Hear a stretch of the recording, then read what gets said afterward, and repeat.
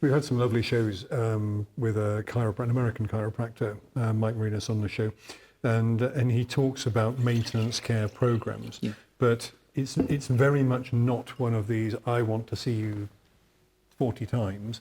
It's very much, what goals do you want to achieve? Now, are we getting anywhere closer to those goals? Would you want to get anywhere closer? But all the time he's measuring the improvement and showing that by reference to the patient's feedback, the progress is being made. So it is a lot of it is about honesty, isn't it? Sorry, we're getting off the topic of research here. We're getting into informed consent and so on. I was going to follow with the Nordic maintenance program study that was done in, I should know, but I'm not sure. I think it might be Denmark. I'm not sure. Okay. My geography is not great. Alice Kongstedt is the fantastic researcher. She's amazing.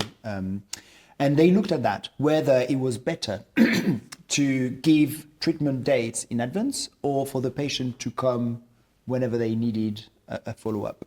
So to play by ear, basically. I loved their study. It was really clever, really elegant. But what they found is that it depends. Yeah.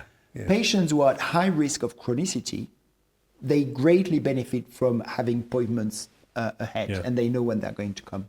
Patients who are fine, easy life, they're happy in their life and all that, they get much worse if you give them dates. And they get much better if they come on sort of ad hoc basis. And that was for patients who had a history of persistent low back pain. Right. So, and is it easy to differentiate between the two types of patients? Yeah, they used, I can't remember which tool they used, but there are many of them, the Orebro, the Start Back, and I can't remember which one they used to dichotomate between risk of chronicity and no risk of chronicity. I thought Start Back simply determined the degree of psychosocial issues or psychological issues in the patient. No, so you have three categories in the Start Back, and you have low, medium, and high risk of chronicity.